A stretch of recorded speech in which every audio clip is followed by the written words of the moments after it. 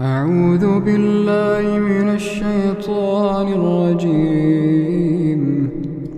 بسم الله الرحمن الرحيم. يا أيها المزمل قم الليل إلا قليلا نصفه أو انقص منه قليلا أو زد عليه ورتل القرآن ترتيلا إنا سنلقي عليك قولا ثقيلا إن ناشئة الليل هي أشد وطئا وأقوم قيلا إن لك في النهار سبحا طويلا واذكر اسم ربك وتبتل إليه تبتيلا رب المشرق والمغرب لا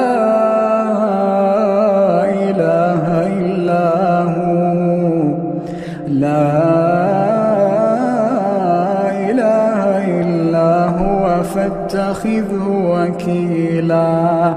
واصبر على ما يقولون واهجرهم هجرا جميلا وذرني والمكذبين أولي النعمة ومهلهم قليلا وذرني والمكذبين أولي النعمة ومهلهم قليلا إن لدينا أنكالا وجحيما وطعاما ذا غصة وعذابا أليما يوم ترجف الأرض والجبال وكانت الجبال كثيبا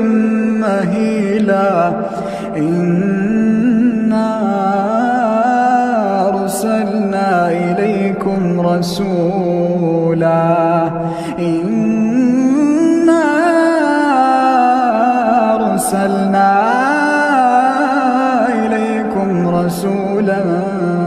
شاهدا عليكم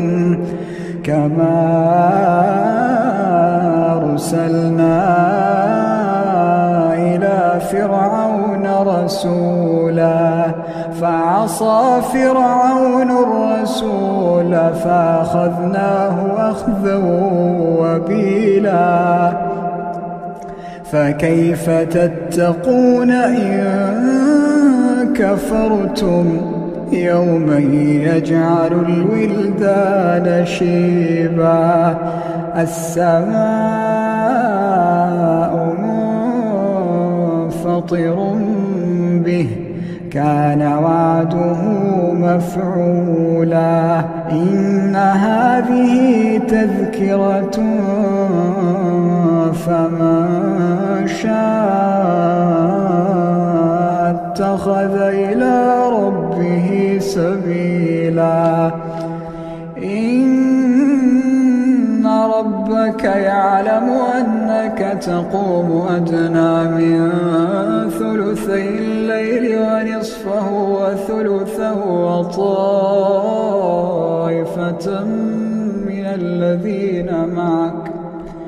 وطائفة من الذين معك الله يقدر الليل والنهار علم أن لا تحصوه فتاب عليكم فاقرؤوا ما تيسر من القرآن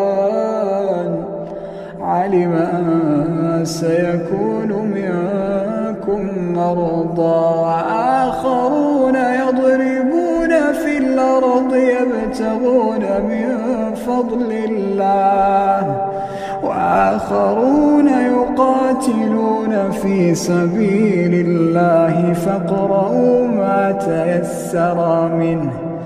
وأقيموا الصلاة وآتوا الزكاة وأقرضوا الله قرضا حسنا وما تقدموا لأنفسكم من خير تجدوه عند الله هو خيرا وأعظم أجرا واستغفروا